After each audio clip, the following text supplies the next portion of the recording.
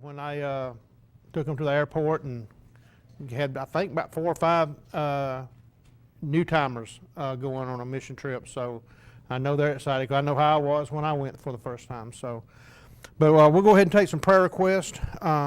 Heard a couple this morning. Blake Sororick, little young man. He keeps getting like a little staph infection thing on his stomach. And Vince had asked us this morning to pray for him. So y'all pray for him that they can get healed up.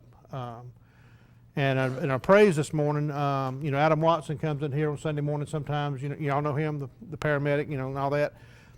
They had rearranged their coverage area where they couldn't stay, post here anymore. So he was going to miss the services when he was working. He tries to slip in here, but boss changed him back up, and he's back again. So as long as he's not running a call, he'll be able to, sometimes stick his head in and services. That was a big thing for him because he really hated missing. So, and y'all pray for, we got another praise. Tomorrow marks year number 20 from Keith having his cancer surgery 20 years ago. I know some of y'all were around then and all that, and he's had some rough roads along the way with the accident and things like that, but he's still plugging on, His motto back then was, "This too shall pass."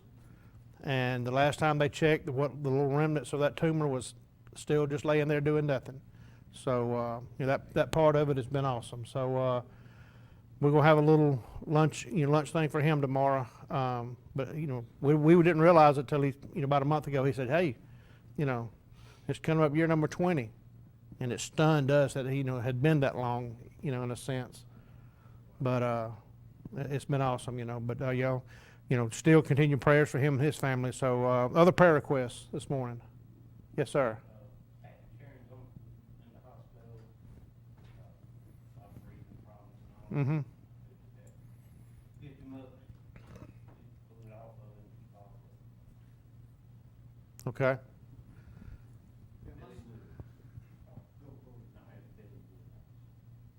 All right. My son-in-law's dad, Mike Caldwell, had Uh-huh. was a diabetic coma he was in last week. He's been in the hospital about 3 or 4 days, and they actually got him on a ventilator, and they did take it off, I think it was yesterday, yeah. Okay. And so he's not doing good. They got him on morphine, he's in the hospital. Okay. I did hear about that the other day. I'm glad they got the vent off anyway, so that shows some improvement. Mike Caldwell. Anybody else? Yes, sir. Deborah's second cousin, I guess is what he is to her, named Brantley Bryant. Mm-hmm. He's 7 years old, he's got a tumor on his brain, he's been battling cancer ever since he was a baby. Mm. And, the treatments that they're doing, the last I heard, it was not doing any good, it wasn't having any effect on the tumor. So he still needs our prayer. I've asked for prayer before. Also, Wayne, I hadn't heard from Wayne, so I don't know. Okay. And Wayne's usually tries to get here as much as he can, and sometimes the weather and some things just kind of get him where he can't get out. But you pray for Wayne. Anybody else? Yes, ma'am. We take Emma to the neurologist this week. She's had some issues and everything, so just pray God's hand on that and to clear all the problems up. Okay, we'll do it. Oh, I got praise too. We have taken Kyle to the Dr. Motors' son, had his place on his face. He thought it was cancer, could be cancer, and it wasn't, so they froze it, and it's healing up now. Okay, well, good. That is praise. We get scared when we start hearing the C word and anticipating that's what it can be. So, all right, well, Will, you mind taking us, Lord, to prayer this morning? Dear Heavenly Father, Lord, I just want to thank you this morning, God, for allowing us all to come here and be able to worship you and praise you, dear God. Lord, there's so many people here, Lord, that need your prayers, and one's sick and hurt, dear Lord, and the ones we lift up to you, dear God. And Lord, you know that I don't mean not to know their names, dear God, but you know it in my heart that I love them and pray for them, dear God. And Lord, I pray, God, that you'll just touch each and every one of them that needs you, dear Lord. And Lord, in the celebrations of the ones that's been healed and been and the prayers answered, dear God. I just want to thank you for those, dear Lord. Lord, I just be with JB, Lord, as he speaks your word to us this morning, dear God. And use Thank him, you, Lord. as a vessel, Lord, that he'll just share what you have for us, dear God, that it touch us and give us strength when we need it, dear God, and reach out for us, Lord. Lord, I ask this all in Jesus' name. Amen. Amen, amen. Okay, today's lesson, if I could, I've entitled it, and it's something God laid on my heart a while back, but we'll call it, What's in Your Dirt? And I'll tell you how I kind of came to that, in a little bit. But so what's in your dirt? We're going to go to Genesis. We'll start out in Genesis 1:1, and then we'll skip down to verse 9. But it says, in the beginning, God created the heaven and the earth. I wanted to be able to read this in a James Earl Jones voice, but I tried it. It wasn't working, so you get me. And then get down to verse 9. It says, and God said, let the waters under the heaven be gathered together unto one place, and let the dry land appear. And it was so. And God called the dry land earth, and gathered together the waters he called seas. And God saw that it was good. And God said, let the earth bring forth grass, and herb yielding seed, and the fruit tree yielding fruit after its kind, whose seed is in itself upon the earth. And it was so. And the earth brought forth grass, and herb yielding seed after his kind, and the tree yielding fruit, whose seed was in itself. Somehow or another, that's going to preach somewhere somehow. I don't know what that is, but whose seed was in itself. I don't know what it is. And after his kind, and God saw that it was good. So getting back down to what's in your dirt. I know we hear the word dirt and we think, kind of a negative thought about that, right? The proper term would be soil. But how many mamas and daddies, told y'all, you need to wash that soil out from behind your ears? No, they didn't say that, did he? Get that soil out from up under your fingernails. They didn't say, what'd they say? Dirt. You got your new shoes on, don't get them dirty. So we grew up in the South. I don't know how they say it on any other part of the country, but it's dirt. It's just straight up dirt no matter what it is. But in that, dirt has four basic components. I got some, get to looking at that, and it's got four basic components. You got a mineral solid, you've got water, air, and organic matter that makes up soil or dirt. We're just going to call it dirt today. And so depending on how much of each one you got, depending on how good your dirt is. Anybody ever heard the term good dirt? Huh? And bad dirt? My mother-in-law, rest her soul, and, she would, every time she would come up in the yard years ago, I'd be out there in the garden working. She said, you got some good dirt out there. It's so dark and rich looking, you got some good dirt. And, where I would always have a garden would be the place that I grew up, that my dad, well, I don't know, he planted like 300 acres, I think, of stuff, that I would have to get out there and hoe up, and, it just, the rows kept getting longer. Literally, it was about a half an acre when I was a kid.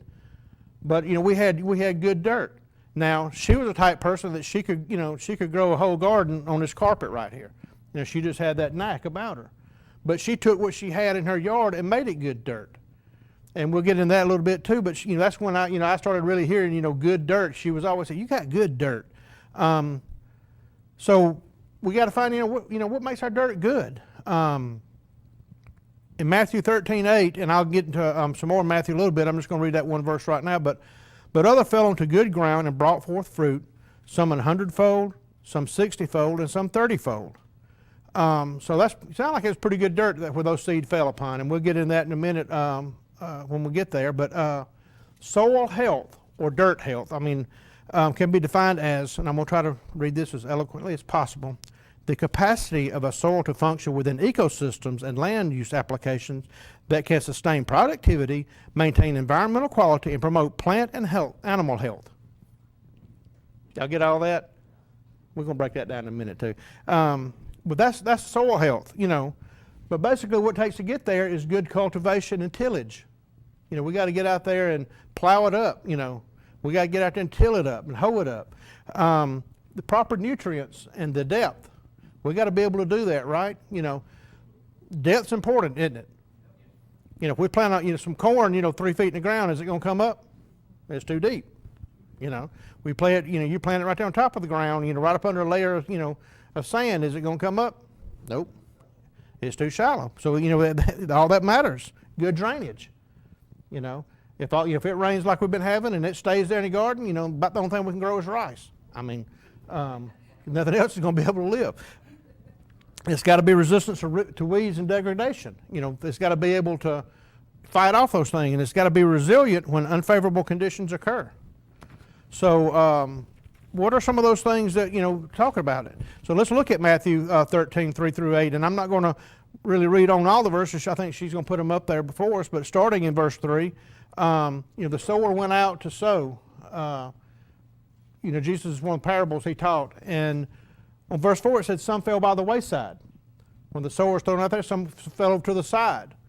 They weren't able to get into a ground, and it says the fowls of the air came and ate them up. And we've done that in our gardens too, right? We don't get them just right. We're going to have some crows out there for long getting all our stuff up, Some fell on stony places. They had no deepness of earth. The sun scorched because they had no roots. So basically they went in, they had a little bit of dirt there to go, okay, I got enough to get started. But when it got time and the elements got bad, like, with the sun that drew up all the moisture out of the dirt and sat there and it had no way to keep itself cool but from the moisture, it just, basically scorched and withered away, right? Some fell upon the thorns.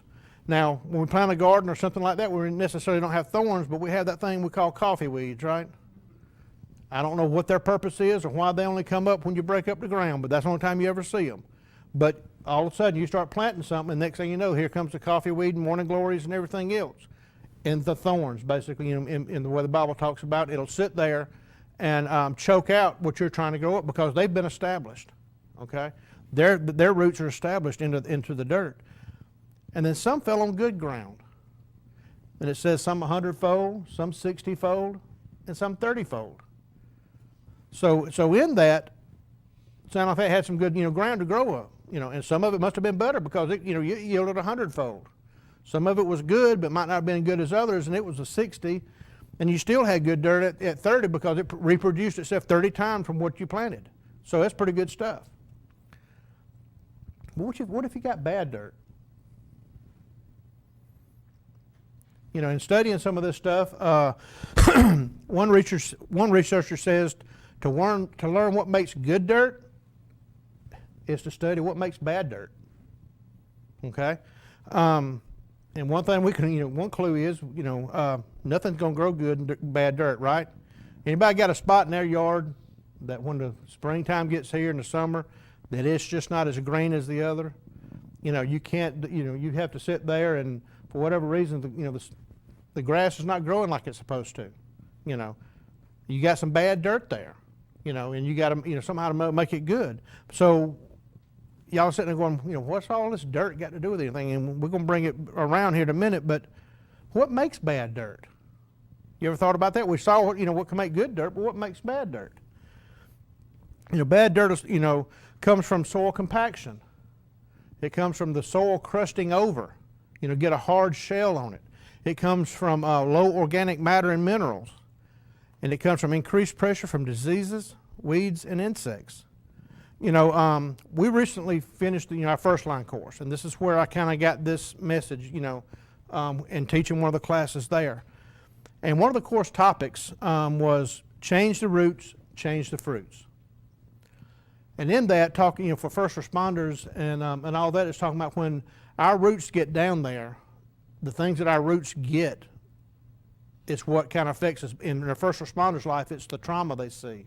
It's the stress they're under. It's those kind of things that, if that's what your roots are building around, then your fruits are going to be not good. It's going to be your depressions. It's going to be the things that, your sadness and your irritability and things like that. So that's kind of, how that came into play. But in that lesson, it's when the thought of what's in your dirt came around. And so, and able to take, to talk about that and what makes that work is how to change those roots to bear different fruits and better fruits, okay? So so we're sitting there, in that first line lesson, we're able to give those examples, but let's go back to our spiritual life. This is where this is going to be. Because the roots pull the nutrients and everything from the soil, right? And if they don't have it good where they are, what do your roots do? they'll start, growing on out to try to find what they need, right? And if they don't find what they need, what happens? It's going to die. So that's what we need to find out. We need to find out how to change that, how to change the bad dirt. So what makes the dirt is bad compaction. It just gets pounded on. It gets beat down consistently all the time. It just gets harder and harder. That happens to us too, doesn't it? We get beat down. We get just downtrodden. We feel like there's no way out. Nothing can grow out of us. We can't get the stuff we in because we feel like we're on rock bottom. Between a rock and a hard place. In a sense. So we have, in our world of our dirt, we just get, beat down and we get compacted like that. Bad dirt comes from the surface crusting. That's when just, it gets a hard shell. That's like us getting a hardened heart. Okay? It's like us we become callous, Sometimes, we feel on our hands and, we get these things we call calluses. It's hard on the outside. But down up under there, you still got, flesh that's living, right? But the outside is hard. And that's what happens to us sometimes is we get that surface crusting. And we get that hardened heart. We put up that wall, excuse me, that nothing can get in and we can't get anything out. It's just got that crust around it. Bad dirt comes from low organic matter and minerals. Basically, it doesn't have any fertilizer. Okay? Many things make up fertilizer and makes the soil ready for what it needs to do. It's like in Angie's parents' case, they basically had a red clay field in their backyard, if you will. But they made it where it could grow by providing the nutrients, by providing the compost of leaves. Every year, all those thousands of leaves that would fall, they would put them out there and till them in to start making that dirt, where it could, sustain a lot of life. And that's what happened is, dirt's got to have fertilizer. And if you don't have the fertilizer stuff, the nutrients, it's not going to do good. But what in our lives is that? Which means we don't have the nutrients we need. It's when we quit praying like we ought to. We quit reading our Bibles like we should. This is where we get our nutrients from. We sit there and we try to get all that in, but we can't because we've got that. We don't have the fertilizer there, and it comes. The bad dirt comes from diseases, insects, and weeds. Right? You plant a garden and you don't tend to it. Before long, are you going to be able to identify what you planted? Like I said, it's going to be full of coffee weeds and morning glories and everything else. But in our lives, what is that? That's the world getting in.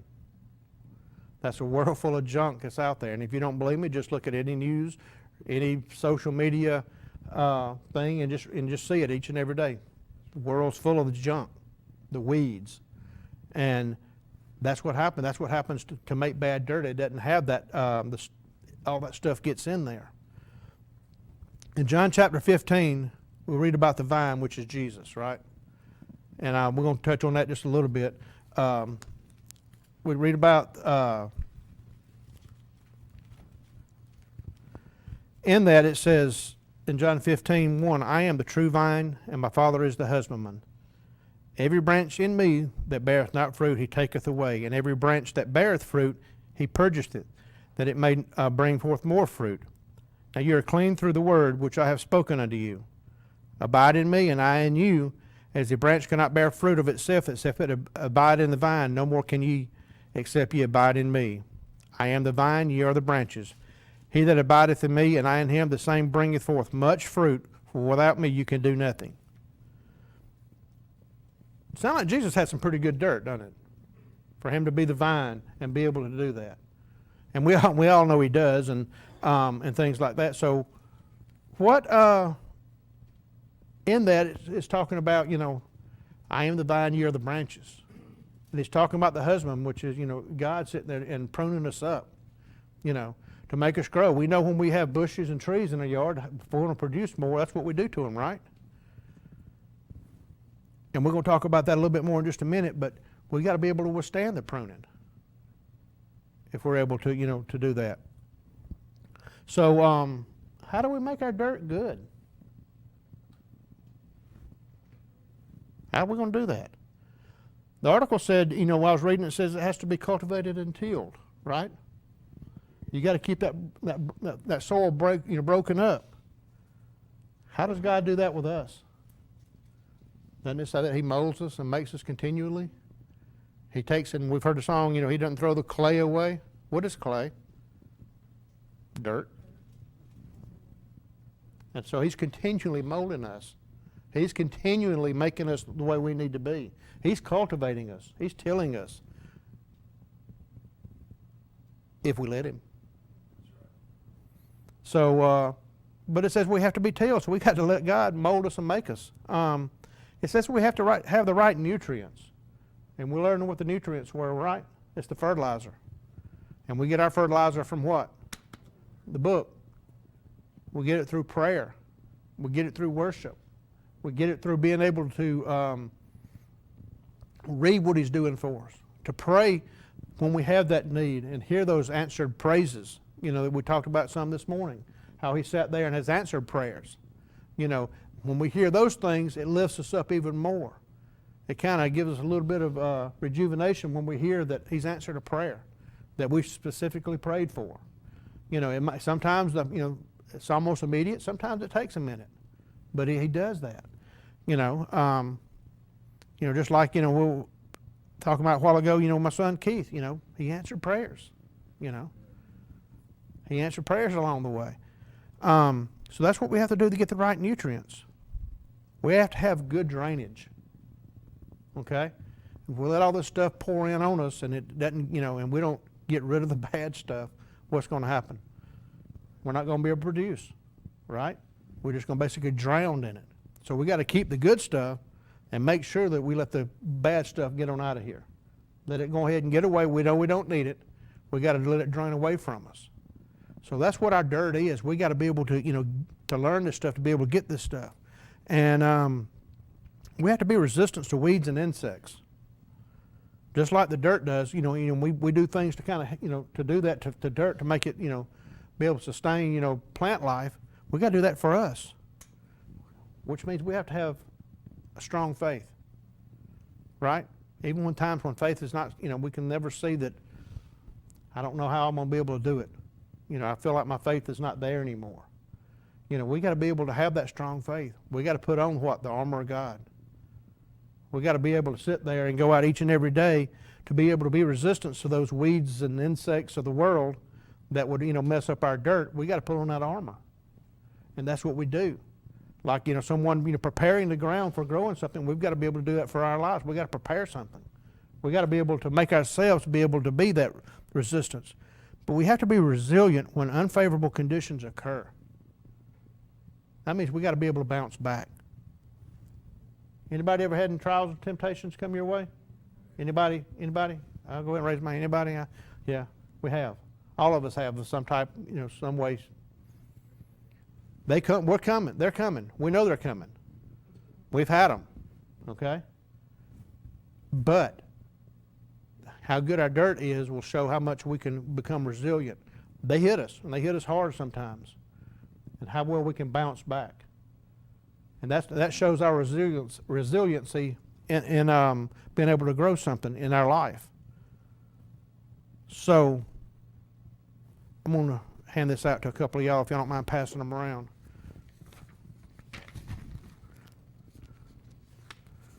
I don't know how many. Everybody take one of those. Just kind of pass them around to everybody. Just like I told you before, that handout was in our first line book, so I kind of stole it. Shh, don't tell nobody. And it had a different application kind of there in a sense, but it's the same as what we're going to talk about here. So are we providing good dirt for the roots that want to grow? Can we give the roots what they need to grow from our dirt? What does our dirt have to have? good nutrients, right? It's got to have the reading, the praying. Did everybody able to get one? Everybody have enough? Okay. It has to have all of that. So, in the bottom part down there, and you can do this later at home if you want to, and just kind of something to hold on to. But write down what's in your dirt. Do you have the good nutrients? Do you have what it takes for those roots that you see that tree trying to grow on right now? Do you have what it takes for that tree to grow good? So do you have the good nutrients? Do you have, has your soil been tilled up? Is it ready for all that? You can put any and everything in those little blanks right there. Does your soil have good drainage? Is it able to keep the good stuff and let the bad stuff go, or does it just sit there and keep all of it? That one bad apple don't spoil the whole bunch, but it will affect the ones right next to it, right? So, we got to get rid of the bad stuff. Let it get on out of there, and keep the good stuff. I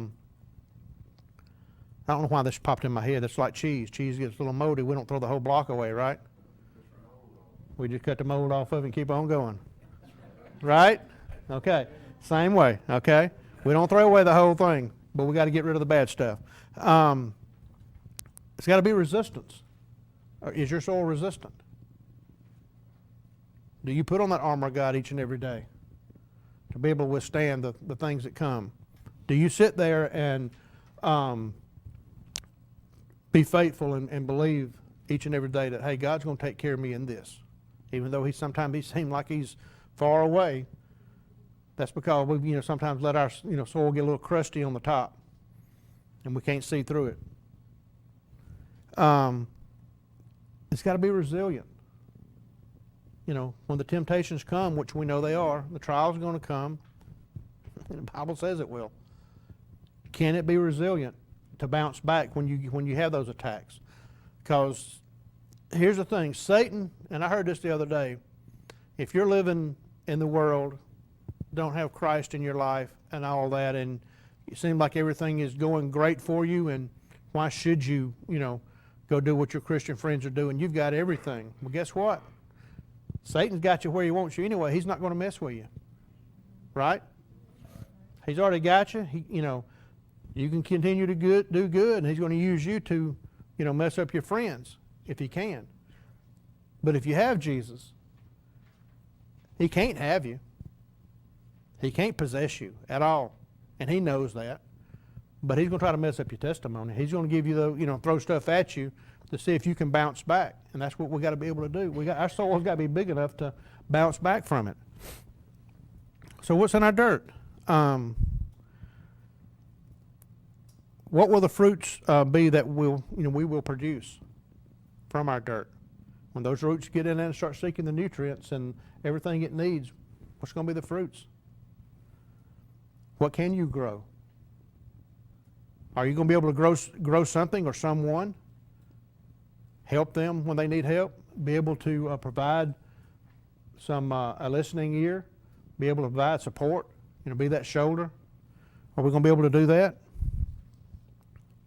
When I was getting this and these things started coming on, I wanted to quit because God was doing some cultivating on me as I was doing this.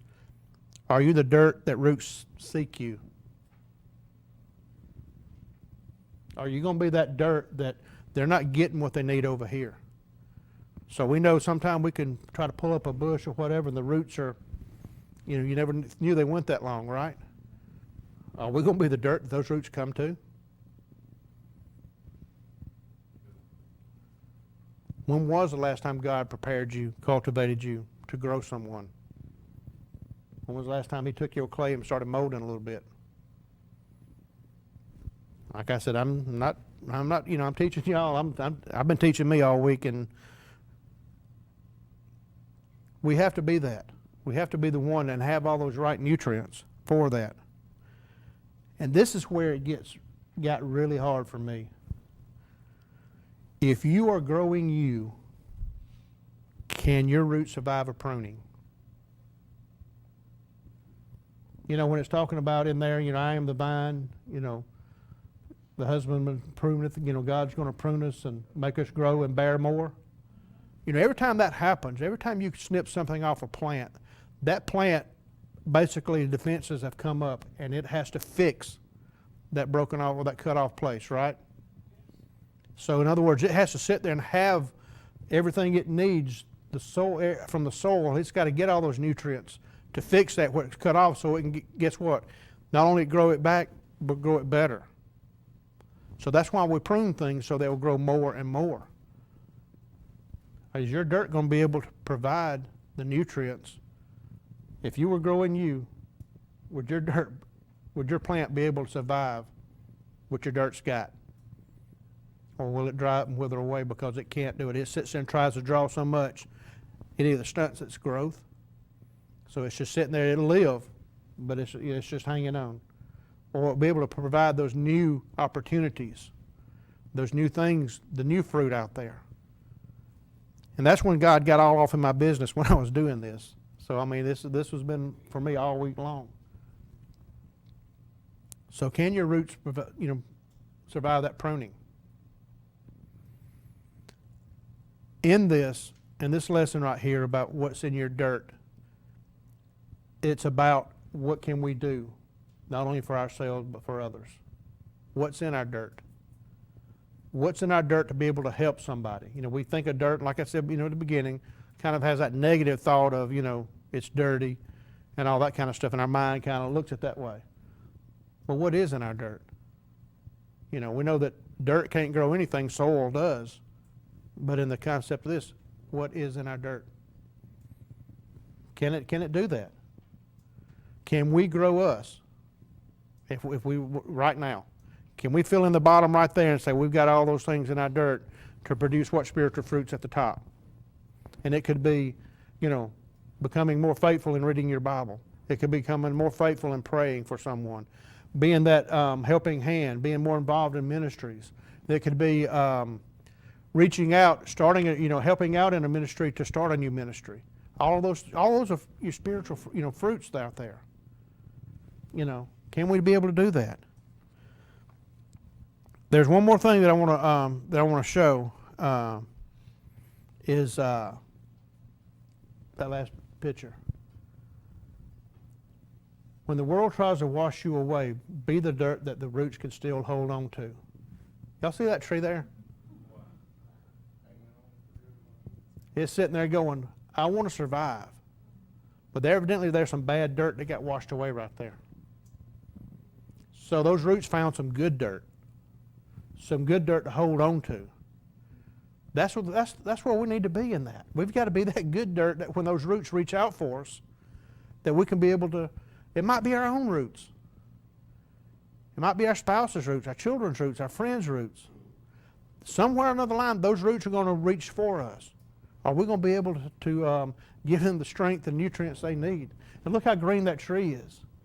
It's reached out there, and you see all those roots at the bottom. They just kind of have probably died away right there. I forget, I stole this too. I forget the caption that went with that when I originally saw it. It was kind of along the same lines, but it's really, you know, the same way. You know, you got to be able to hold on. You got to be able to support what's there. So my challenge is going forward with this is we got to let God till up our dirt. We got to let Him cultivate us. We got to be able to get those nutrients in us, you know, from the reading and the praying and that. We got to be able to become resilient. We got to be able to become the dirt that's going to make a difference. You know, in that, we just can't sit there by ourselves and do it. We got to be able to allow ourselves to be that way. So my challenge is, for me, is to be the good dirt. I want to be good dirt. I want to be like that good dirt. That nanny, that's what I called her, would come in. That's some good dirt right there. That somebody be able to see you for what you are. Hey, that's some good dirt right there. And that's what I want to be able to do. Somebody to be able to see me and go, hey, that's some good dirt. I don't want to be dirty. I want to be good dirt. Lord, thank you for this day. Lord, thank you for the time together, Lord. Thank you for giving me what you have given me this week. And Lord, I pray, God, now, Lord, that you'll just continue to bless. Lord, help us be able, God, just to be able to get the nutrients we need, Lord, just for ourselves. Help us be the ones, Lord God, that we can not only be able to thrive ourselves, Lord God, but that others can lean on. I pray, God, that you'll just help us be that good dirt, Lord. I pray, God, that you'll just help us be the ones that somebody can reach out to and hold on to. And Lord, I just want to thank you for what you've done. Thank you, Lord God, for what you've given me this week, Lord. I pray, God, and thank you for the opportunity here. Lord, I pray, God, that you'll just continue to be with the missionaries and where they are. I pray, God, that you'll bless them there, Lord. And I pray, God, for this morning, Lord, as Jason brings the word this morning and Dale tonight, I pray, God, that you'll just, God, use them like only you can, Lord. Thank you again, Lord God, for what you've done. In Jesus' name, amen.